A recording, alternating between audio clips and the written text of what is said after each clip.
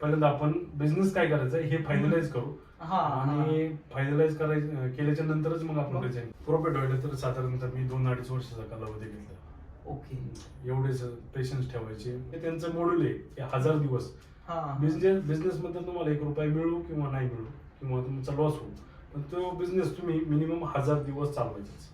म्हणजे तरुणांना सांगण्याचा उद्देश एवढाच आहे की तुमचं जर एखाद्या गोष्टीमध्ये जर सातत्य असेल तर तुम्ही काही पण अचीव करू शकता. तर महत्वाचं म्हणजे की जर तुम्ही काही एखादी गोष्ट करताय त्या गोष्टीपासून जर आनंद मिळत असेल तर मग आपण बॅक टू पवेलियन जाण्यात काय मजा नाही. की तुम्ही जर एखादा डिसिजन घेतला, एखादा निश्चय केला की मला हे करायचंच, त्याच्यावरती तुम्ही ठाम पाहिजे आणि ते जोपर्यंत अचीव होत नाही तोपर्यंत त्याच्या पाठीमागणं पळणं सातत्य पाहिजे. डॉक्टर बाबासाहेब आंबेडकरांनी सांगितले की माणूस हा मरेपर्यंत विद्यार्थीच असतो.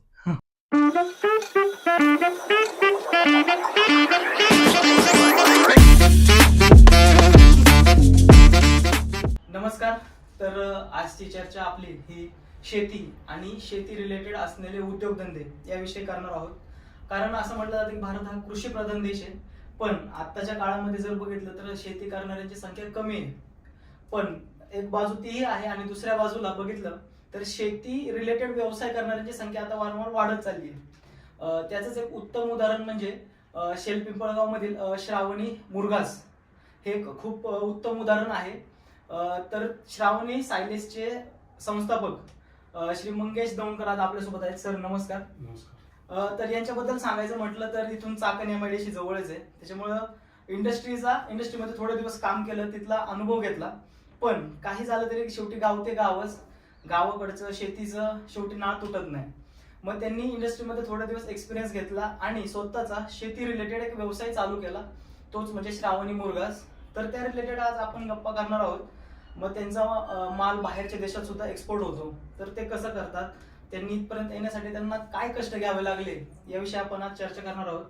तर सर सुरुवातीला सांगा की तुम्ही जे म्हटलं की इंडस्ट्रीचा तुम्हाला एक्सपिरियन्स आहे, तर काय आहे म्हणजे इंडस्ट्रीमध्ये कोणत्या इंडस्ट्रीमध्ये काम केलं, काय केलं? मी साधारणतः स्टार्टिंगला ज्या वेळेला MBA पासआउट झाल्याच्या नंतर 2012ला मी MBA पासआउट झालो पुणे युनिव्हर्सिटीतनं. आणि त्याच्या प्रोजेक्ट करतानाच प्रोजेक्ट म्हणजे टेन्युअर 3 महिन्याचा होता, तर प्रोजेक्ट करतानाच मी महिन्यामध्ये प्रोजेक्ट करत होतो. म्हणजे HRशी रिलेटेड मला प्रोजेक्ट करायचा होता. मी चॉईस करतानाच HR डिपार्टमेंट गेलो होतं. ओके. आणि चॉईसिंग HR असल्यामुळं मी प्रोजेक्टच महिंद्रामध्ये करत होतो. महिंद्रामध्ये प्रोजेक्ट रिक्रुटमेंट करत असताना तिथले जे म्हणजे मॅनेजर होते, सिनियर मॅनेजर होते, त्यांना म्हणजे माझा स्वभाव आणि माझी काम करण्याची पद्धत ही आवडल्यामुळं त्यांनी मला म्हणजे प्रोजेक्ट कम्प्लीट झाल्याच्या नंतरच सांगितलं होतं की ज्या वेळेला तुमचं लास्ट सेमिस्टर संपल त्यावेळेला आम्हाला एक कॉल करा आणि निश्चितच तुम्हाला आम्ही महिंद्रामध्ये जॉईनिंग देऊ. आणि ठरल्याप्रमाणे मी सेमिस्टर कम्प्लीट केलं आणि कम्प्लीट केल्याच्या नंतर त्यांना एक कॉल केल्याच्या नंतर त्यांनी सांगितलं की तुम्ही इंटरव्ह्यूला या. इंटरव्ह्यूला गेल्याच्या नंतर त्यांनी सांगितलं की तुम्ही आम्हाला सांगा की जॉईन कधीपासून करताय. मी त्यांना सांगितलं की म्हणजे रिसेंट लगेचच सांगितलं त्यांना की नाही सर मी उद्यापासून म्हटलं तरी जॉईन करतो. आणि त्याच्यानंतर मी महिंद्रा लॉजिस्टिक्स जॉईन केली. जॉईन केल्याच्या नंतर इथं प्लॅन्टवरती गेली की जे निगुजे गावामध्ये 800 एकरमध्ये महिंद्राचा मोठा प्लॅन्ट आहे. तर त्या प्लॅन्टवरती जॉईन केल्याच्या नंतर मग त्यांना म्हणजे त्यांना पण कामाची पद्धत एकदम आवडली आणि आवडल्याच्या नंतर मग मी 2012 ते 2016 असा 4 वर्षाचा टेन्युअर केला महिंद्रामध्ये. तिथं काम करत असताना आजूबाजूचे म्हणजे खेड तालुका असतात म्हणजे पुणे जिल्ह्यातले जे पण जवळचे लोक आहेत किंवा जे आपल्या संपर्कात आहेत किंवा आपल्याशी म्हणजे त्यांचा संपर्क होतोय म्हणजे जवळचे लोक आणि खेड तालुक्यातले वास्तविक लोक, ह्या लोकांचे रिक्रुटमेंट करताना त्यांना जास्त फोकस केला आणि तिथे 2016 पर्यंत काम केलं. त्याच्यानंतर काम करत असताना असं जाणवलं की आपण नोकरी करून लोकांना नोकरीला लावतोय आणि त्याच्यातनं त्यांचा उदरनिर्वाह चालतोय. पण हे करत असताना असं मनात थोडीशी सल होती की आपण फक्त नोकरीत जर करत राहिलं तर आपलं आयुष्य नोकरीतच संपून जाईल. ओके. म्हणजे मग तिथं तुम्हाला नोकरी करत असताना थोडं बिझनेस करावं. हो, बिझनेस करावं हे लक्षात आलं. मग लक्षात आल्याच्या नंतर मग मी म्हणजे रिसेंटली रिझाईन केलं महिंद्राला. आणि रिझाईन केल्याच्या नंतर मग मी असं ठरवलं की आपण काहीतरी बिझनेस करू. बिझनेस केल्याच्या नंतर आम्ही एक 4 गावातलेच पार्टनर मिळून एक व्यवसाय चालू करायचं ठरवलं होतं, मिल्क पॅकेजिंगचा. म्हणजे होमराईज पाश्चराईज करून ते मिल्क आपण डिस्ट्रीब्यूट करायचं. पण काही कारणास्तव तो प्रोजेक्ट आम्हाला करता नाही आला. मग मी परत 6 महिन्याचा ब्रेक घेऊन परत बॅक टू पवेलियन कसं जाता येईल हे पाहिलं. त्याच्यानंतर परत मग कंपनी जॉईन केली. त्याच्यानंतर मग बिग बास्केटला जॉईन केलं. बिग बास्केटला ॲज HR म्हणून परत 4 वर्ष जॉब केला. त्याच्यासाठी कोरोनाचा पिरियड कम्प्लीट केला. आणि त्याच्यानंतर 2021ला परत म्हणलं की नाही, आपल्याला व्यवसायच करायचा, नोकरीमध्ये आपल्याला म्हणजे जमतच नाही. अशा हिशोबाने मी बिग बास्केटमध्ये पण बिग बास्केट सोडताना हा विचार केला की पहिल्यांदा आपण बिझनेस काय करायचा हे फायनलाइज करू. आणि फायनलाइज केल्याच्या नंतरच मग आपण करायचं. कोरोनाचा पिरियड मध्ये होता. त्या पिरियड मध्ये वर्क फ्रॉम होम, घरी बसून काम करायला संधी मिळाली. आणि घरी बसून काम करत असताना थोडासा विचार करायला वेळ मिळाला. मग थोडंसं प्लॅनिंग केलं. 6 महिने बस थोडासा वेळ मिळाल्याच्या नंतर प्लॅनिंग केल्याच्या नंतर मग सायलेज आणि येत्या पुढच्या जनरेशनला किंवा आपण मार्केटमध्ये सायलेज जर घेऊन गेलो तर आपण मार्केटमध्ये कसे टिकू. तर 2021ला ज्या वेळेला कंपनी म्हणजे एस्टॅब्लिश केली, ज्या वेळेला चालू केलं त्यावेळेला एकदम मशीन घेतल्याच्या नंतर एकदम म्हणजे 500 किलो डेली असं प्रोडक्शन घेत होतो. असं प्रोडक्शन घेत असताना बरंच म्हणजे एक 6 महिन्याचा टेन्युअरमध्ये एक साधारणतः 200 टन माल तयार केला. स्टार्टिंगला सगळ्या गोष्टी मिस करत होतो. मीच म्हणजे प्रोडक्शन पण मीच पाहायचं, मार्केटिंग पण मीच करायचं, सेल पण मीच करायचं. तर हे करत असताना मार्केटिंगकडे जर थोडंसं दुर्लक्ष झालं. आणि पहिल्याच वर्षी एक म्हणजे सायलेज तयार करताना सायलेज बनवायचा, तो ठेवायचा, स्टोर करायचा, ह्या गोष्टीची थोडीशी म्हणजे अद्भुत माहिती नव्हती. त्यामुळं काही सायलेज खराब झाला पहिल्या वर्षी. त्याच्यामधनं जर थोडासा लॉस आला. लॉस आल्याच्या नंतर परत असं वाटत होतं की आपलं कुठंतरी चुकतंय. मग थोडंसं परत डिप्रेशन. मग म्हटलं आपण काय करायचं आता, परत बॅक टू पवेलियन करायचं का हाच उद्योग चालू ठेवायचा. मग ह्या दृष्टीने मी परत पुढं थोडासा विचार केला त्याच्यावरती. मग म्हटलं नाही, आता एकदा हातात घेतले तर हे आपण सिद्ध करूनच दाखवायचं. मग हे सिद्ध करून दाखवायला थोडेसे चॅलेंजेस आले. मार्केटिंगसाठी दिवस रात्र पाहिलो. सकाळी घर सोडलं तर कधी 2-2 दिवस घरी येत नव्हतो. म्हणजे फक्त मार्केटिंग म्हणजे मार्केटिंगच करायचं.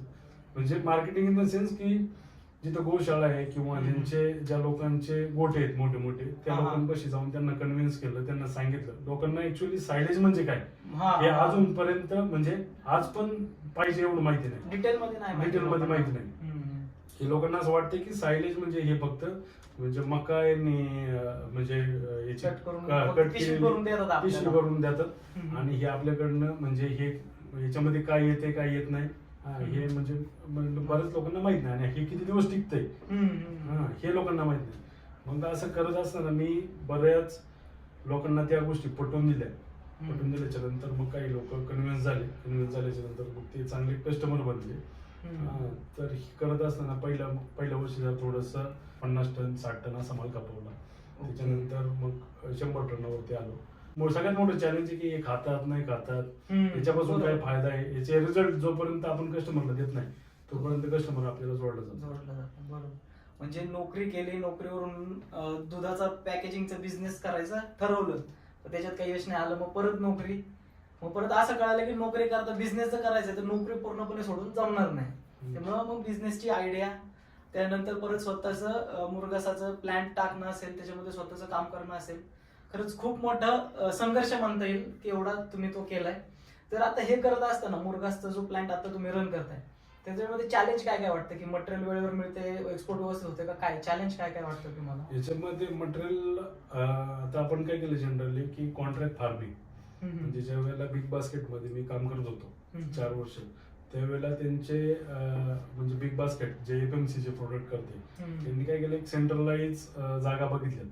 तिथे काय करतात की ते म्हणजे कांदा लागेल त्यांना, बटाटा लागेल किंवा मेथी, कोथिंबीर, फळभाज्या ज्या पण लागतात त्या भाज्यांसाठी त्यांनी काय केलं, तिथल्या लोकांचा कॉन्ट्रॅक्ट केलंय हा. ह्या लोकांनी हे सीड घेऊन जायचं, हे त्याची पेरणी करायची, त्याची काढणी करायची आणि ते परत आम्हाला जाणून विकायचं. बरोबर. हे हा. शिकायला मिळालं मला बिग बास्केटमध्ये. ओके. त्याच इम्प्लिमेंटेशन मी इथं केलं. म्हटलं आपण इथं म्हणजे जे हे काही गोष्टी करतोय, जर आपण म्हणजे शेतकऱ्यांनी मका पेरायची आणि मग ते आपण काढून आणायची आणि मग त्याचं सायलेज बनवायचं आणि मग ते विकलं जायचं, तर मग आपण शेतकऱ्यांनाच डायरेक्ट सीड जर वाटले तर आम्ही स्टार्टिंगला सुरुवात केल्याच्या नंतर पहिल्यांदा शेतकऱ्यांचा रिस्पॉन्स नव्हता. रिस्पॉन्स नसल्यामुळं मग आम्ही काय केलं की थोडीशी ऍडव्हर्टाइजमेंट केली याच्यावरती. ऍडव्हर्टाइजमेंट करता करता मग लोकांचे थोडेसे इंटरव्ह्यू वगैरे घेतले. ते थोडेसे म्हणजे सोशल मीडियावरती टाकले आणि मग ते लोकांना आता माहिती झाले. आता साधारणतः पर डे आपल्याला जे काय लागते 2-2.5 एकरची मका, तर हे 2-2.5 एकरच्या मकाचे शेतकरी हे पर डे आपल्याकडे येतात. आपण त्यांना सीड देतो. सीड दिल्याच्या नंतर 90 दिवस आपलं त्यांच्यावरती ऑब्झर्वेशन टाकतो आणि 90 दिवसाच्या नंतर मग आपण त्याची कटिंग करून घेऊन येतो. हा, तेच आता ती प्रोसेसच विचारणार आहे मी की तुम्ही म्हणजे शेतकऱ्यांना बी देण्यापासून शेतकरी पीक देतात, तर ही प्रोसेस काय काय आणि तुमचं ते जेव्हा शेती करतात त्याच्यामध्ये तुमचं काय काय राहतं, की जसं की तुम्ही म्हटलं की आपण पाहणी पण करायला जातो, 90 दिवसाचं काहीतरी पीक असतं ते, मग त्याच्यात पाहणी वगैरे तुम्ही करायला जाता. तर बी देण्यापासून ते त्यांच्या शेतातून पीक आणण्यापर्यंत आपण काय काय देतो त्यांना, श्रावणी सायलेज कडून काय काय जातं? आपल्याकडनं आपण त्यांना स्टार्टिंगला काय शेतकरी आपल्याकडे आल्याच्या नंतर आपण त्यांना सीड देतो. सीड दिल्याच्या नंतर जी काही मक्का आहे तर त्याचं प्लॅनिंग देतो. प्लॅनिंग इन द सेन्स की त्यांना रासायनिक खतं कोणती वापरायची, त्याच्यानंतर त्यांना फवारणीचे कोणते डोस घ्यायचे आणि तणनाशक काय वापरायचे. आता हे रासायनिक खतं आणि तणनाशक याचा खर्च शेतकरी करतात. आपण त्यांना फक्त सजेस्ट करतो आणि सीड त्यांना आपल्या मार्फत देतो. आणि 90 दिवस त्याच्यावरती ऑब्झर्वेशन इन द सेन्स असा असतो की आपल्याकडे 2-3 प्रकारच्या व्हरायटी आहेत म्हणजे सीडमध्ये. तर मग काही वेळेला असं होतं की ऍडव्हान्टेजचे लोक म्हणजे ऍडव्हान्टेज व्हरायटी आहे 756, डिकाल पेक आहे आणि हायटेक एक आहे. तर मग हे कंपनीचे लोक पण आपल्याकडे जोडले गेलेले आहेत आणि आपले पण लोक इथले जे असतात की आपण त्यांना थोडक्यात शेतकरी अधिकारी म्हणू शकतो की हे लोक येतात आणि हे फार्मवरती जाऊन व्हिजिट करतात. म्हणजे शेतकऱ्याला काय प्रॉब्लेम असेल, उगवणीमध्ये काय प्रॉब्लेम आला किंवा कीटकनाशक कोणतं घ्यायचंय किंवा तणनाशक कोणतं घ्यायचंय, तर त्यावेळेला आपले लोक तिथे जाऊन त्यांना सजेस्ट करतात की हे बरोबर. म्हणजे फक्त शेतकऱ्यांचं एवढंच काम राहतं की बी पण तुम्हीच देता, शेतकऱ्यांनी ते बी घेणे, लावणे आणि वेळोवेळी मार्गदर्शन आपल्याकडूनच त्यांना जातं. आपलेच अधिकारी जे काय असतील ते पाहणी वगैरे करतात. मग ते पीक कापणीसाठी कोण आपलीच माणसं असतात का काय? कापणीसाठी आपलीच लोक जातात. आपली लोक जातात आणि मग गेल्याच्या नंतर कापणी करतात. कापणी केल्याच्या नंतर त्याचं वेट होतं. वेट झाल्याच्या नंतर ते आपल्या कंपनीत माल येतो. म्हणजे वेट झाल्यानंतर जे काही वेट असेल ते वेट वरती त्यांना पेमेंट होत असेल, शेतकऱ्यांना पेमेंट वेट वरती. ओके. शेतकऱ्यांना म्हणजे शेतकऱ्यांना बेसिकली आपण हमी भाव दिलेला आहे. त्या हमी भाव म्हणजे आजपर्यंत म्हणजे कोणी देत नव्हता हमी भाव, पण आपण एक हमी भाव ठरवून दिलेला आहे शेतकऱ्यांना. जर शेतकरी सीड घेऊन गेला आणि त्याची मका म्हणजे मका आल्याच्या नंतर त्याला एक फिक्स रेट असतो. त्याच्यामुळे त्या फिक्स रेटमध्ये त्याचे नंतर जे काही बिलिंग वगैरे होतं ते फिक्स रेटमध्ये, म्हणजे त्याला मार्केट रेटचा काही फरक पडत नाही, म्हणजे काय फिक्स रेट तोच. हो. ओके. आणि आपण हे शेतकरी आपल्या शेलपिंपळगावपासून किती किलोमीटर रेडियस मध्ये घेऊ शकतो म्हणजे त्याची पिकं? शेतकऱ्यांची याची पिकं एक साधारणतः 30 ते 40 किलोमीटरच्या रेडियस मध्ये आपण सीडचं डिस्ट्रीब्युशन करतो. रिसेंटली काय होतं की जानेवारी डिसेंबरच्या नंतर म्हणजे सोयाबीनचं पीक निघाल्याच्या नंतर शेतकरी जास्त प्रमाणात मका करतात. तर हे मकाचं पीक जून पर्यंत चांगलं चालतं. म्हणजे जून पर्यंत लोक चांगले सीड वगैरे घेऊन जातात आणि त्याची पेरणी होती. पण रिसेंट जूनच्या नंतर असं होतं की पाऊस काळाची स्थिती असते आणि पाऊस काळामध्ये म्हणजे पेरणी वगैरे ह्या मकाची होत नाही. ज्या वेळेला पाऊस काळामध्ये पेरणी होत नाही त्यावेळेला आपल्याकडे शॉर्टेज येतं.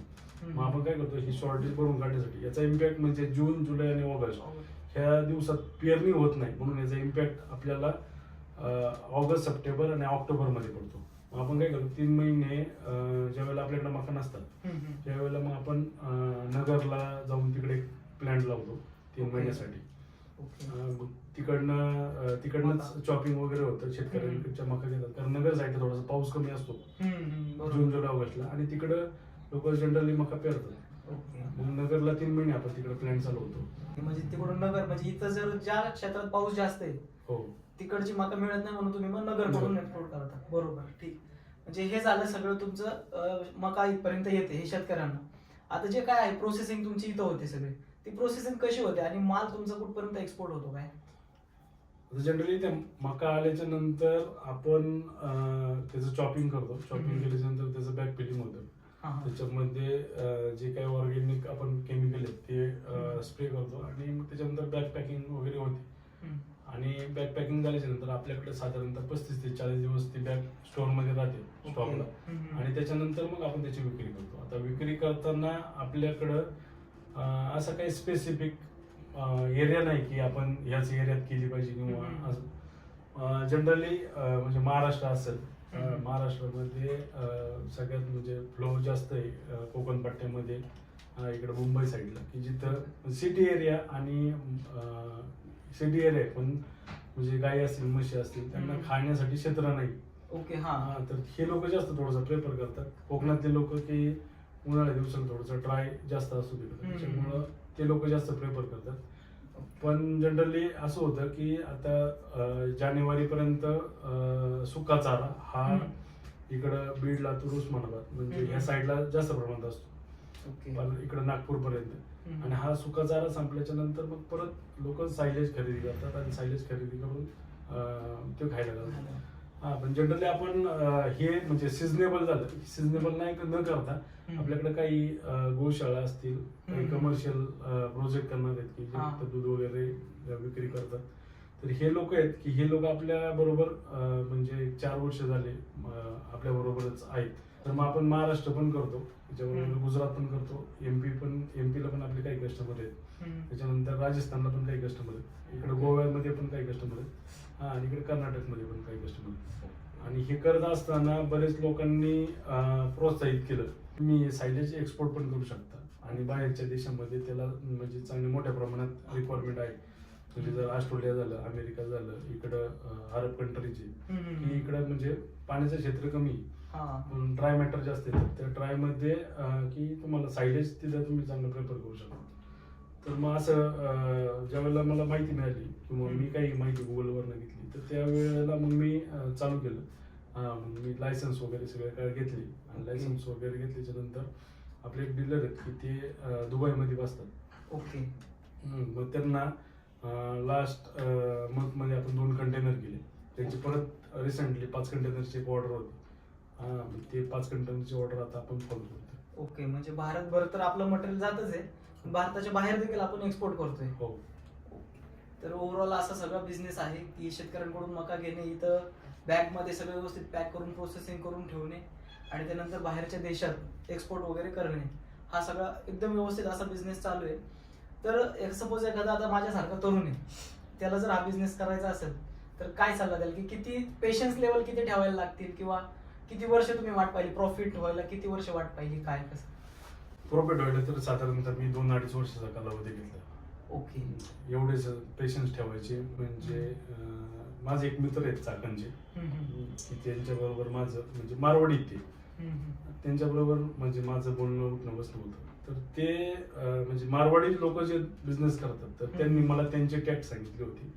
ज्यावेळेला तुम्ही एखादा बिझनेस करताय तर त्या बिझनेस मधनं तुम्हाला प्रॉफिट होईल किंवा तोटा होईल, ही गोष्ट ही म्हणजे शुल्लक आहे. शुल्लक म्हणजे त्यांनी मला सांगितलं की तुम्ही 3 वर्ष बिझनेस मध्ये, म्हणजे त्यांचं मॉड्यूल आहे की 1000 दिवस बिझनेस मध्ये तुम्हाला 1 रुपया मिळू किंवा नाही मिळू किंवा तुमचा लॉस होऊ, पण तो बिझनेस तुम्ही मिनिमम 1000 दिवस चालवायचा. ज्यावेळेला तुम्ही 1000 दिवस बिझनेस चालवताय आणि 1000 दिवस पूर्ण होतात, त्याच्यानंतर तो बिझनेस तुम्हाला काय देतोय हे तुम्ही पाहिजे त्याच्यात. पण म्हणजे 1000 दिवस म्हणजे नॉट अ जोक, जवळजवळ 3 वर्षाचा कालावधी. आणि 3 वर्षाच्या कालावधीमध्ये तुम्हाला फक्त शटर ओपन करायचे आणि संध्याकाळी क्लोज करायचे. म्हणजे तरुणांना सांगण्याचा उद्देश एवढाच आहे की तुमचं जर एखाद्या गोष्टीमध्ये जर सातत्य असेल तर तुम्ही काही पण अचीव करू शकता. आणि भांडवल, नफा तोटा ह्या गोष्टी म्हणजे तुम्ही बिझनेस टाकल्याच्या नंतरच्या गोष्टी आहेत. पण स्टार्टिंगला तुम्ही म्हणजे हातात डेअरिंग असली पाहिजे. तुम्हाला जे काही करायचे त्याचं तुम्हाला उद्दिष्ट माहिती असलं पाहिजे आणि मग त्याच्यानंतर तुम्ही पुढचे प्लॅनिंग करू शकता. बरोबर. म्हणजे 1000 दिवसाचं गणित जे आहे बिझनेस करताना ते तुम्ही पाळलं पाहिजे. नाहीतर काय होतं आजकाल की तरुण काय होतं, बिझनेस करतात, प्रॉफिट होत नाही, वर्षभराच्या आत तर सगळं बंद करून जातात. तर असं न करता 1000 दिवसांचं कमीत कमी वेट केला पाहिजे की बाबा प्रॉफिट होईल, लॉस होईल, त्याच्यानंतर जो काही डिसिजन आहे तो घेणं योग्य राहील. तर हे झालं बिझनेसचं प्रॉफिट वगैरे सगळ्या गोष्टी. मगाशी आपण मगाशी मुद्द्याकडे येऊ की जे तुम्ही भारताच्या बाहेर देखील एक्सपोर्ट करणार, तर आपण असं काय आहे का आपल्याकडे मॉडेल की डीलरशिप, म्हणजे तुम्ही प्रोसेस करणार, आधी सपोज माझं शॉप आहे, तुम्ही मला सेल करणार, मी पुढे विकू शकतो, असं डीलरशिप वगैरे तुम्ही काय देता का? हो, डीलरशिपचं आपण चांगल्या प्रकारे मार्केटिंग पण करतो आणि डीलरशिप ऑब्वियस आहे की म्हणजे कोणी पण जो मॅन्युफॅक्चरर असेल तर ते मॉडेलमध्येच की तुम्ही डीलरशिप द्यायला पाहिजे किंवा तुमचा माल कसा सेल होईल हे तुम्ही पाहिलं पाहिजे. तर स्टार्टिंगला मी ज्या वेळेला म्हणजे बऱ्याच गोशाळा वगैरे किंवा प्रायव्हेट गोठे वगैरे ज्या वेळेला पाहिले त्यावेळेला जर मोठा गोठा असेल तर ते लोक आपल्याला कनेक्ट होतात.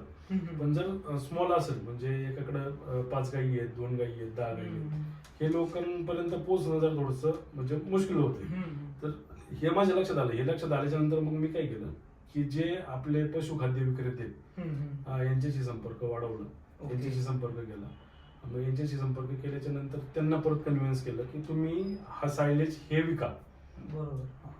तर त्यांना कन्व्हिन्स केल्याच्या नंतर मग बरेच म्हणजे आपल्या महाराष्ट्रामध्ये जवळजवळ 40 लोक आपले आहेत की जे डीलर की हे म्हणजे इकडं नागपूरपासनं तर इकडं मुंबईपर्यंत आणि इकडनं कोकण पट्ट्यामध्ये पण एक 6-7 डीलर काम करतात आणि मग पुण्यामध्ये सातारा, सांगली, कोल्हापूर ह्या साईडला म्हणजे असे 40 लोक काम करतात. हे डीलरचा फायदा एवढाच आहे की आपला माल सर्वसामान्य माणसापर्यंत पोहोचवण्याचं काम हे डीलर लोक करतात. आपण त्यांचं एक ॲग्रीमेंट बनवून देतो आणि ॲग्रीमेंट बनवल्याच्या नंतर त्यांना आपण माल देतो. माल दिल्याच्या नंतर त्यांच्याकडे जातो, तो त्यांच्या स्टोअरला राहतो. स्टोअरला राहिल्याच्या नंतर डीलर लोक त्यांच्याकडे एक गाईवाला पण येतो, तो पण सायलेज मागतो. बकरीवाला येतो, तो पण सायलेज मागतो. त्याच्यामुळे त्यांना पण विक्रीसाठी एकदम म्हणजे सोपं होऊन जातं आणि आपल्याला पण विक्रीसाठी म्हणजे प्रत्येक कस्टमर पर्यंत न पोहोचता डीलर पर्यंत पोहोचलं की डीलरला जे ठरवून दिलेले एरिया आहे ते एरियात म्हणजे ते काम करतात. ओके, म्हणजे एखाद्याला कोणाला जर शायलेज मुरगासचा जर बिझनेस करायचा असेल किंवा शॉप टाकायचा असेल तर संपर्क करून ते तुमच्या सोबत डीलरशिप घेऊ शकतात. आणि सपोज जर एखाद्याला कस्टमाइज म्हणजे श्रावणी सायलेजच्या नावाने नसून तर माझं सपोज ब्रँड करायचं तर माझ्या नावाचे बॅग वगैरे काही मिळून माझंच पॅकिंग करून मिळेल का मला? असं काही आपल्याकडे आहे का अवेलेबल? मिळू शकतं. आता जनरली आपण जे पॅक करतोय त्याच्यावरती काही म्हणजे लोगो वगैरे म्हणजे प्रमोशन काही केलेलं नाही कोणत्या गोष्टीचं, म्हणजे सायलेजचं काही प्रमोशन वगैरे नाही. जर मे बी असं असेल आता ज्या वेळेला मी एक्सपोर्ट करतो त्यावेळेला म्हणजे जे काही इम्पोर्टर असतात त्यांची रिक्वायरमेंटच ही असते की आम्हाला आमच्या ब्रँडने तुम्ही सायलेज बनवून द्या. जर त्यांच्या ब्रँडने जर त्यांना लागत असेल तर आपण ऑब्वियसली त्यांना त्यांच्या ब्रँडने दिलं पाहिजे. एंड ऑफ द डे आपल्याला बिझनेस करायचा आहे आणि तो बिझनेस चांगल्या प्रकारे रन करायचा आहे. मग तुम्ही तुमचा ब्रँड जर तुमचा महाराष्ट्रामध्ये आहेच पण तुम्हाला जर बाहेरच्या देशात जर तुमचा ब्रँड नाही असेल तर तो तुम्ही नंतर नेऊ शकता. पण आता रिसेंटली जर त्यांच्या ब्रँडने चालायचं असेल तर आपण देऊ शकतो. आता आपण जे म्हणतो मुरगास बरेच जणांना आणखी माहिती नाही, तर ह्या मुरगासाचे फायदे काय काय ते सांगा ना. म्हणजे मुरगासाचे फायदे म्हणजे आपण मुरगास बनवतानाच म्हणजे सायलेज ज्याला इंग्लिशमध्ये वर्ड आहे सायलेज, हे फायदे याचे असे आहेत की आपण ज्यावेळेला मुरगास बनवतो त्यावेळेला तो मुरगास फक्त मकापासूनच बनवतो. याच्यामध्ये आता लोक काही नेपियरचा बनवतात, काही ऊसाचा बनवतात, काही ऊसापासून वाड्याचा बनवतात. मकाचा मुरगासाचा फायदा हा आहे की याच्यामध्ये प्रोटीन लेवल चांगले हाय राहते. ड्राय मॅटर याचा 60-65% येतो. आपल्याकडे जो रिपोर्ट आहे की त्या रिपोर्टच्या हिशोबाने म्हणजे ज्यावेळेला आपण ॲनालिसिस करतो याचं रिपोर्ट करतो त्यावेळेला ते तुम्हाला त्याच्यामध्ये काय प्रोटीन आहे, ड्राय मॅटर किती आहे, त्याच्यामध्ये मॉइश्चर किती आहे, त्याच्यामध्ये एएसचं कंटेंट किती आहे. तर प्रोटीनचे कंटेंट 7% ते 9% येतात. मॉइश्चर तुमचं 65 पर्यंत येतं. त्याच्यानंतर फायबरचं प्रमाण येतं त्याच्यामध्ये चांगल्या प्रकारे. तर ह्या पद्धतीने त्याच्यामध्ये कंटेंट असतात. याचा फायदा असा आहे की ज्या वेळेला म्हणजे उन्हाळा दिवस असतो जनावरांना हिरवा चारा भेटत नाही त्यावेळेला लोक सायलेज प्रिफर करतात. पावसाळ्याच्या दिवसाला ज्या वेळेला याच्यामध्ये सायलेजमध्ये ड्राय मॅटर चांगला राहतो म्हणजे तुमचा 30-35% ड्राय मॅटर येतो. म्हणजे याच्यामधनं तुम्हाला म्हणजे याचं पशुपालकांचं एक गणित आहे की 60% हिरवा चारा पाहिजे आणि 40% तुमचा सुका चारा. हे 60% आणि 40%चं कॉम्बिनेशन सायलेजमध्ये मला चांगल्या प्रकारे बघायला मिळतं की आपल्याकडनं म्हणजे 60-65% मॉइश्चर जातं, 30-35% ड्राय मॅटर जातो. ते फक्त म्हणजे बऱ्याच लोकांना मी प्रेफर करतो की सायलेज आणि नॉर्मल ड्रायसाठी कडबाकुट्टी किंवा तुमच्याकडे काही जर गहूभूस असेल एवढं जरी तुम्ही डाएट जरी गाईडना दिला तरी तो ओके. बरेच लोक ज्या वेळेला सायलेज घेऊन जातात त्यांनी काही लोकांनी अगोदर ट्राय केलेला असतो सायलेज दुसरीकडनं, किंवा मग लोकल काही लोक बनवतात किंवा स्वतःचा सायलेज बनवतात आणि ज्या वेळेला आपलं सायलेज घेऊन जातात त्यावेळेला त्यांना निश्चितच फरक जाणवतो. म्हणजे गायींची चकाकी वाढते, दुधामध्ये 2 ते 3 लिटरने वाढ होते, फॅटमध्ये चांगल्या प्रकारे वाढ होते, याचे फायदे होतात. त्यामुळे येतात आणि घेऊन जातात. आता सपोज आपल्या इथून एखादा शेतकरी मुरघासाची बॅग घेऊन गेला तर आपल्याकडं किती किलोची बॅग अवेलेबल आहे आणि समोर शेतकऱ्यांना देताना, शेतकरी जेव्हा जनावरांना देते तर ते कोणत्या कोणत्या पशूंना फायदेशीर आहे? आपल्याकडं साधारणतः आपण 50 किलो मध्येच बॅग बनवतो, जास्त हेवी पण नाही. म्हणजे 60 किलो पर्यंत स्टार्टिंगला बनवायचं, 60 किलो 65 किलो. पण ज्यावेळेला आपण म्हणजे मी स्वतः कस्टमरकडे ज्यावेळेला व्हिजिटला जातो त्यावेळेला तिथल्या कामगारांची परिस्थिती पाहता, काम बोट फार्मवरती किंवा फार्मवरती साधारणतः 1 ते 2 कामगार काम करत असतात. तर त्यांना ते 60 किलो 70 किलो उचलायला जर थोडंसं जास्त हेवी होतं आणि ते उचलून न्यायचं, गाई पुढं टाकायचा. तर हा ताप माझ्या लक्षात आला त्याच वेळेला, म्हणजे 2 वर्षापूर्वीच. मग मी काय केलं, 50 याच्यामध्ये कमी कसं करता येईल. तर मग मी 50-50 किलोच्या बॅग बनवायला सुरुवात केली आणि 50 किलोच्या बॅगमध्ये असं होतं की 2 माणसं असतील तर 1 माणसाच्या खांद्यावरती दिल्याच्या नंतर तो पशूंना सायलेज देऊ शकतो. तर आपण आता सध्या साधारणतः सगळे 50 किलो मध्येच बनवतो. आणि जर काही कस्टमरची रिक्वायरमेंट असेल, म्हणजे साधारणतः 200 टन 300 टन जर असेल मोठ्या बॅगमध्ये, जर त्यांना सप्लाय पाहिजे असेल तर मग आपण त्या कस्टमरसाठी मोठ्या 1 टनाच्या बॅगमध्ये करतो. पण आता तुम्ही जर पाहिलं तर सगळीकडे 50 किलोची बॅग आहे. तर हा पशूंना देण्यासाठी, आता पशूंना जर तुमच्याकडे एचएफ गाई असेल तर तिला दिवसभरात साधारणतः 22 ते 25 किलो पर्यंत सायलेज गेलं पाहिजे. ओके. जर तिची म्हणजे गाई चांगल्या प्रकारे दूध देत असेल, म्हणजे एक साधारणतः 18 ते 22 लिटरची गाई असेल तर तिला साधारणतः 25 किलो पर्यंत, म्हणजे सकाळी 11 ते 15 किलो आणि संध्याकाळी 11 ते 15 किलो अशा ह्याच्यात गेलं पाहिजे. त्याच्यानंतर जर तुमचे गिर म्हणजे देशी गाई असेल, गिर, तारपारकर, कपिला ह्या गाई असतील तर यांना एक 7 ते 8 किलो पर्यंत गेलं पाहिजे. म्हणजे एका टायमिंगला 7 ते 8 किलो, म्हणजे 2 टायमिंग मिळून 15 ते 18 किलो पर्यंत गेलं पाहिजे. आता हे सगळं डिपेंड करते की गाईच्या वेटवरती, गाईचं वेट, त्याचं कॅल्क्युलेशन आणि आपलं सायलेज याचं कॅल्क्युलेशन, ह्या गोष्टींवरती डिपेंड करते. तुम्ही बाकीचं परत एक्स्ट्रा प्रोटीन काय देताय, म्हणजे कॅटल फीड मध्ये गोळी पेंड असेल, सरकी पेंड असेल तर हे किती देत आहे हे पण डिपेंड करतं. ओके. म्हशी असतील तर म्हशींना एक साधारणतः 12 ते 15 किलो, म्हणजे सकाळी संध्याकाळी 12 ते 15 किलो मध्ये गेलं पाहिजे. आणि यांचे बच्चे असतील, म्हणजे बारीक बारीक हे असतील, म्हणजे म्हशीचे पारडो असेल, वासरू असेल गाईचं, तर एक यांना साधारणतः 2 ते 5 किलो मध्ये गेलं पाहिजे. हे सायलेजचे फायदे म्हणजे हे गेलं पाहिजे इन द सेन्स की याच्यामधनं तुम्हाला जे काही प्रोटीन आहे, फायबर आहे, तुमचं कॅल्शियम आहे, हे प्रमाण चांगलं राहतं, गायींच्या तब्येती चांगल्या राहतात. आणि मेजर प्रॉब्लेम बऱ्याचशा पशुपालकांना हा येतो की ह्या गायी म्हणजे एकदा आणली ती गाय दूध देते आणि दूध दिल्याच्या नंतर ती गाय परत प्रेग्नन्सी पकडते. का पकडत नाही तर बरेच पशुपालकांचा मी स्टडी केला तर बरेच लोक ऊसाचं वाढ किंवा जास्त ड्राय किंवा आपलं म्हणजे घरचा आहार देतात, घरचा इन द सेन्स की शेतातला आहार देतात. त्याच्यामुळं एकदा गाई आल्याच्या नंतर एकदा खाली होते गाई, दूध पण देते, पण नंतर ज्या वेळेला परत प्रेग्नेंट करायला जातात तिला तर ती प्रेग्नन्सी पकडत नाही. तर हा प्रॉब्लेम एचएफ गायींमध्ये म्हणजे मोठ्या प्रमाणात आहे. त्याचबरोबर तो गिरमध्ये पण आलाय, आता सायवालमध्ये पण आलाय तारपारकर. याचं कारणच हे की जर तुमचं म्हणजे पशूंना जर संतुलित आहार नसेल, जर तुमचा आहार जर संतुलित नसेल ना तर त्या गायी परत प्रेग्नन्सी पकडायला त्रास देतात. ऊस जर चारला, ऊस असेल किंवा वाडा असेल तर बरेचशा म्हणजे गायींना प्रॉब्लेम येतो. गायींच्या तब्येती जर चांगल्या असतील तर त्या गायी प्रेग्नन्सी पकडतात. आणि जर त्यांच्या तब्येती चांगल्या करायच्या असेल तर त्यांना चांगला आहार दिला पाहिजे. चांगला आहार तुमचा कशातला जाईल तर मग सायलेज हा बेस्ट पर्याय आहे मला तर वाटतं. मला वाटतं म्हणण्यापेक्षा की लोकांचाच फीडबॅक येतो की सर सायलेज चालू केलं आणि त्याच्यानंतर गाय प्रेग्नेंट झाल्या, पण याच्या अगोदर होत नव्हत्या. बऱ्याचशा लोकांना मी स्वतः सजेस्ट करतो किंवा बरेचसे गोश सेवा करणारे लोक पण असे की त्यांना त्या गायींपासून काही प्रॉफिट नकोय, हा मग त्यांनी थोडस दूध दिलं आणि ते मग घरी दूध वापरलं गेलं किंवा फक्त आवड आहे म्हणून गाई सांभाळतोय. असे बरेच लोक आहेत की बरोबर. आपल्याला गोसंवर्धन किंवा गोपालन करायचंय म्हणून लोक गाई किंवा गायींचं फक्त शेणच पाहिजे म्हणतात किंवा गायींचं गोमूत्रच पाहिजे. हा सर मी गोमूत्रासाठीच गाय घेतली, बरोबर. मला फक्त गोमूत्रच पाहिजे तिचं.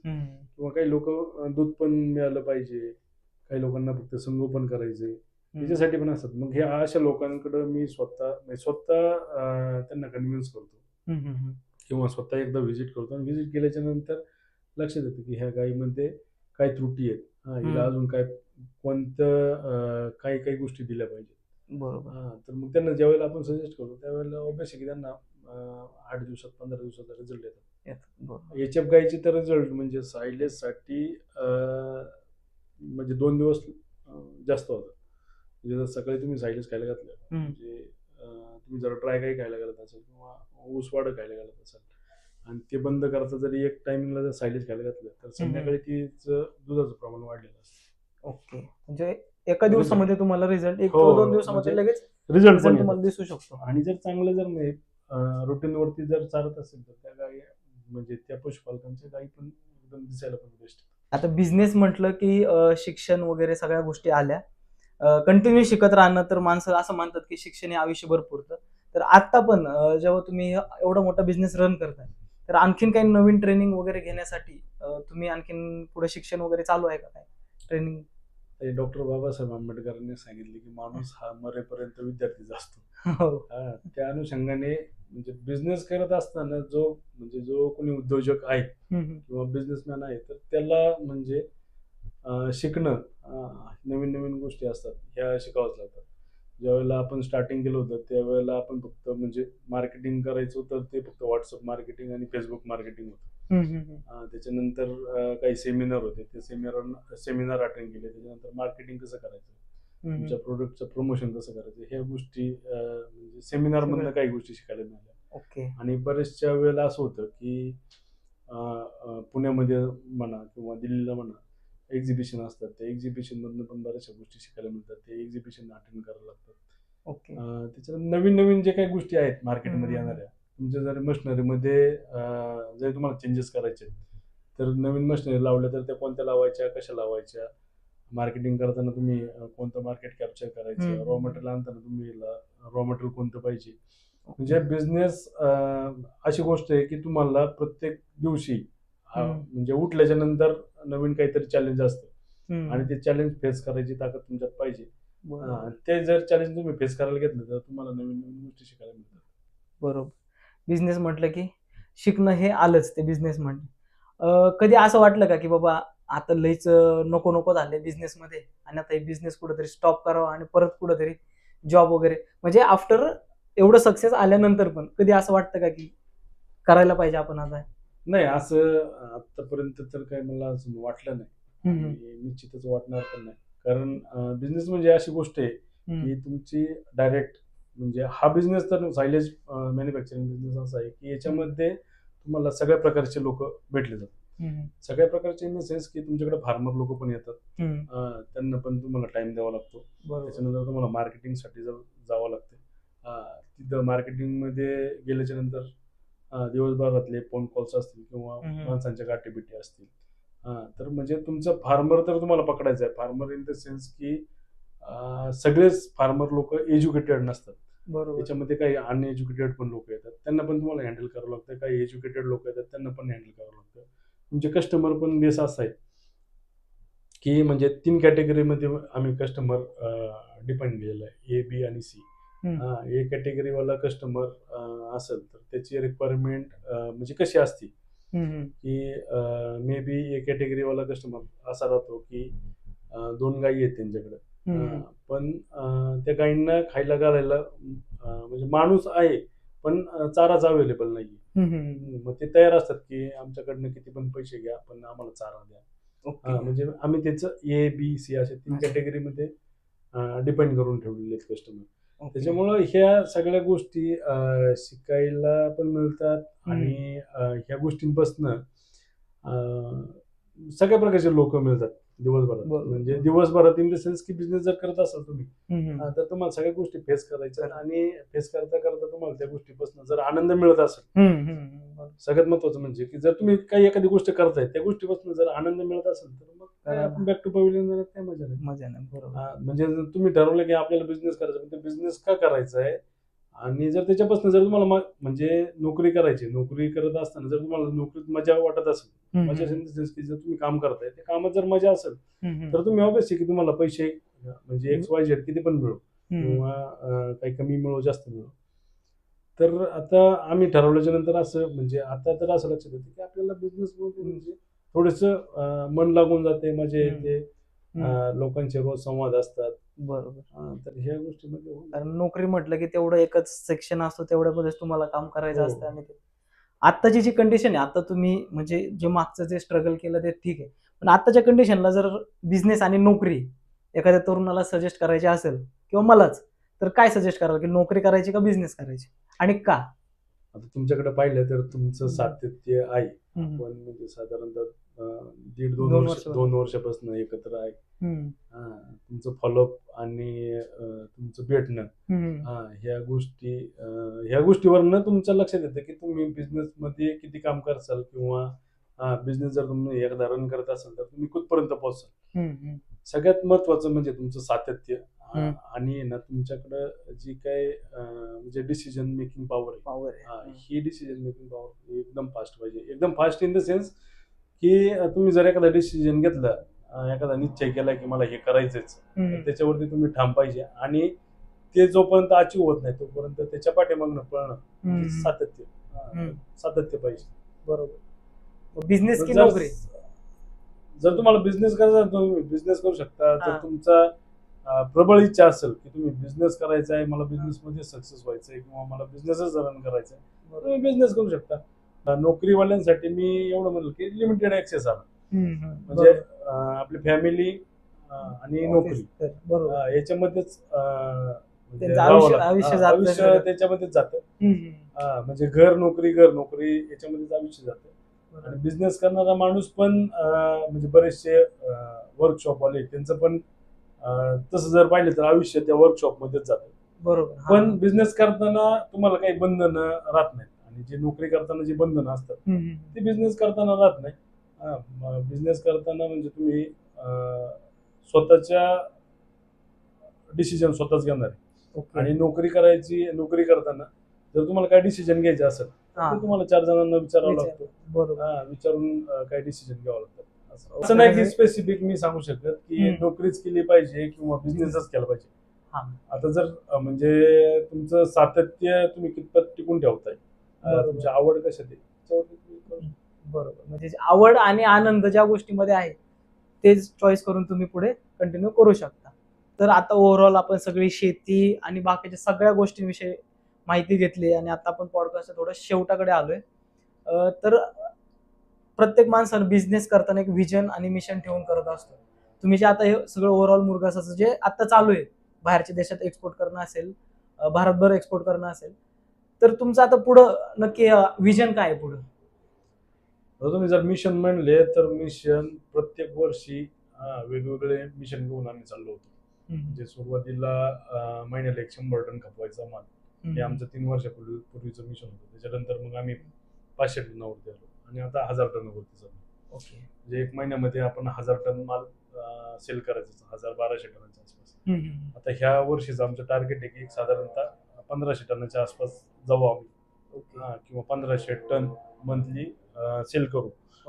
आणि व्हिजन ठेवताना व्हिजन असं ठेवलेलं आहे की जे काही म्हणजे आपल्याकडं पशुपालक आहेत किंवा जे पण पशु आहेत या पशूंना आपल्याकडनं सायलेज तर खायला देणारच आहे. बरोबर. याचबरोबर सायलेज बरोबर तर आता आम्ही नवीन जे काही आयडिया येत आहेत म्हणजे काय तुमचा PMR असेल, TMR असेल, म्हणजे टोटल मिक्सचर म्हणजे गायींना फक्त जे काही म्हणजे पशुपालकांना जो काही त्रास आहे, म्हणजे आता मी पण समजतोय की 50 किलोची बॅग उचलायची आणि ती गायीपर्यंत न्यायची, हा पण त्रास आहे. बरोबर. हा त्रास कमी करून आपण डायरेक्ट TMR मध्ये जायचं आणि TMR मध्ये गेल्याच्या नंतर म्हणजे TMR टोटल मिक्सर रेशन हा प्रकार असा आहे की फक्त तुम्हाला एकच टाइम किंवा दिवसभरातनं 2च वेळा खायला द्यायचं.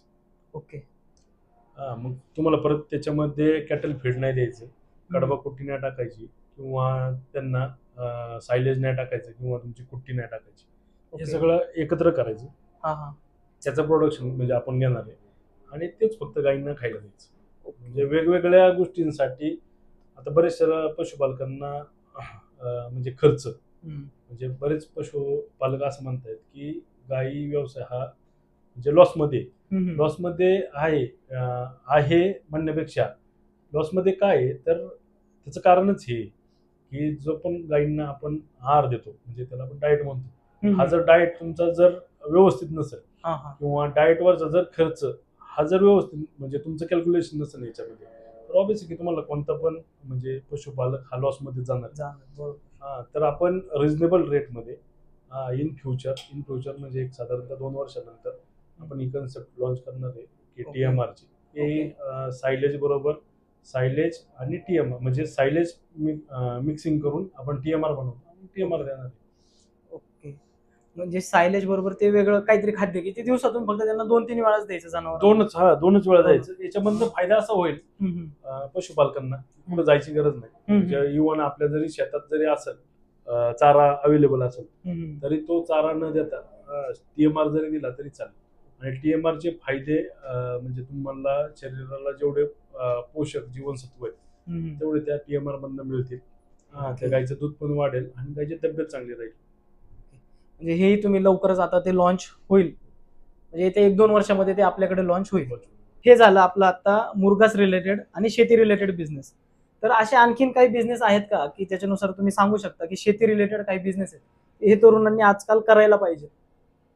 शेती रिलेटेड बिझनेस करायला म्हणजे जास्त स्कोप आहे. ऍक्च्युली माझे जे मेंटॉर आहेत हे म्हणजे ऑर्गॅनिक फार्मिंग मध्ये त्यांचं चांगलं मोठं प्रस्थान आहे.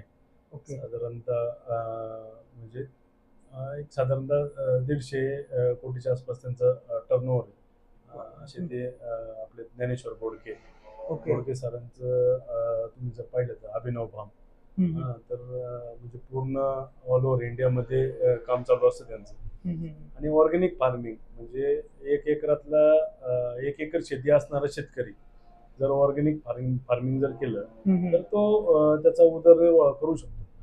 हे म्हणजे बोडके सर एकदम व्यवस्थित सांगतात. त्यांचं जर ट्रेनिंग घेतलं तर तिथं मला त्यांचं 3 दिवसाचं काहीतरी ट्रेनिंग सेशन आहे जे मी पण अटेंड करून आलोय. आणि म्हणजे शेतीशी निगडीत व्यवसाय म्हणजे शेती पण ती पण ऑर्गॅनिक करायची. ऑर्गॅनिक करून त्यांचा कस्टमर बेस सेपरेट म्हणजे वेगळाच राहतो आणि सिलेक्टेड कस्टमरलाच तो माल द्यायचा.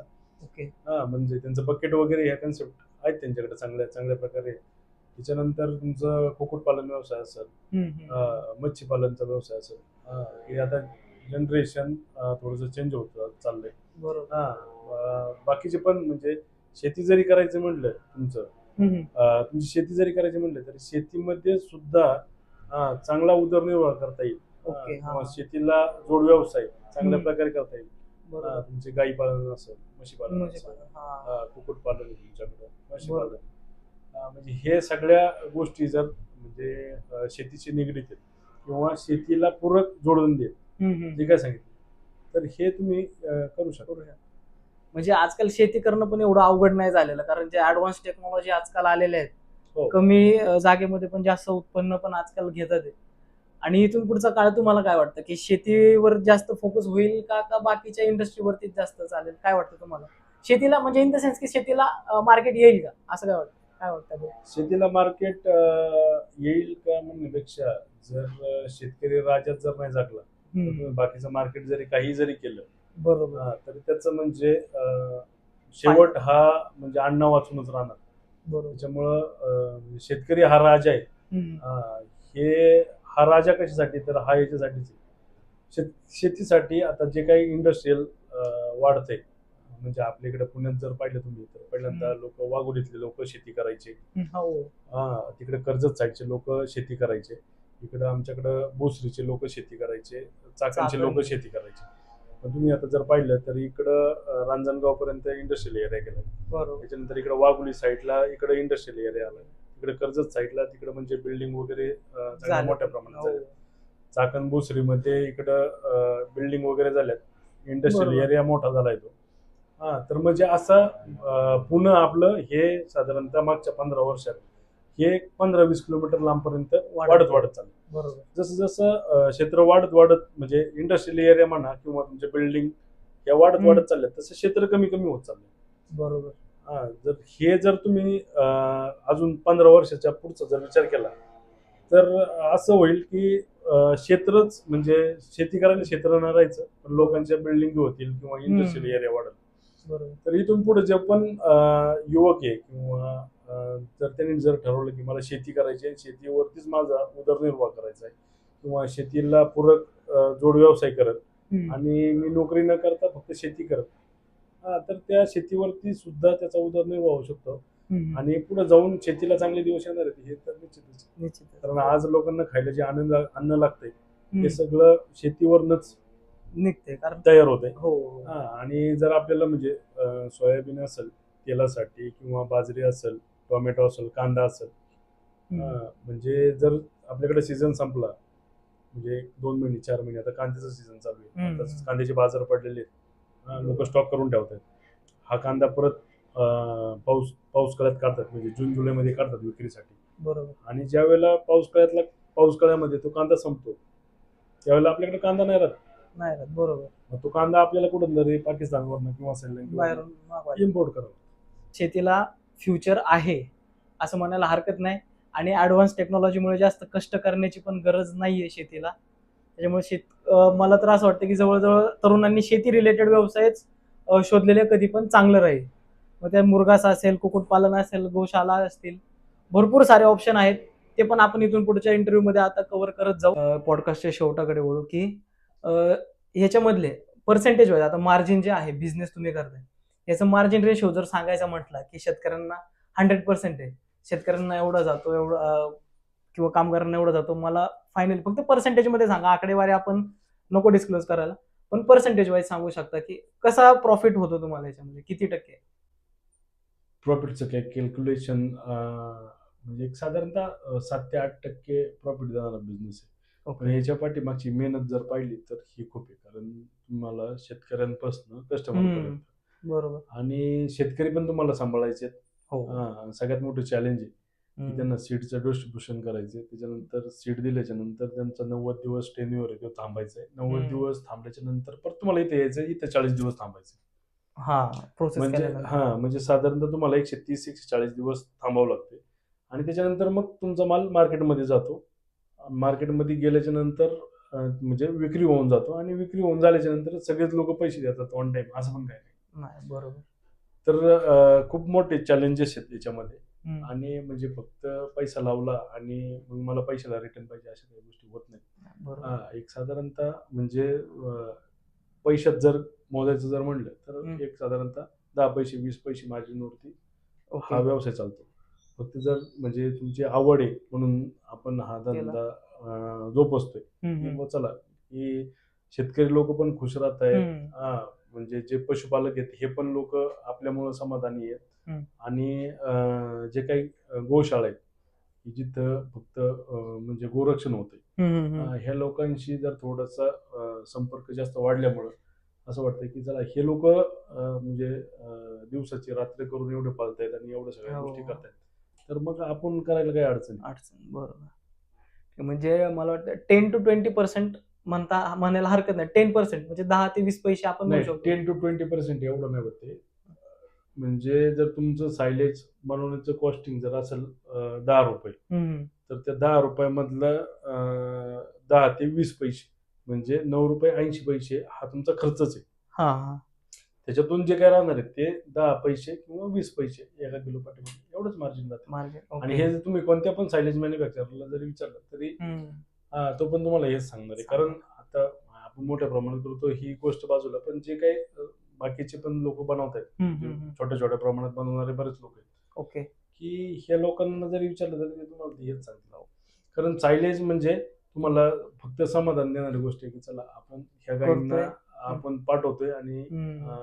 म्हणजे ह्या गायींचं समाधान यांना आपल्याकडनं चारा जातं आणि त्यांना समाधान वाटतंय आणि ते समाधान किंवा शांती आपल्याला लागते एवढंच. ओके, म्हणजे आहे, म्हणजे मार्जिन आणि प्लस आपलं समाधान देखील या बिझनेस मध्ये आहे. तर सरांनी आपल्याला खूप त्यांचा मोलाचा वेळ दिला. आपण आलो इकडे. आज खरं तर स्टुडिओमध्ये शूट नाहीये, हे त्यांच्या इथे येऊन शेल पिंपळगाव मध्ये शूट केलंय आणि सरांनी पण वेळ दिला त्याबद्दल सरांचे आभार. सर, धन्यवाद. धन्यवाद.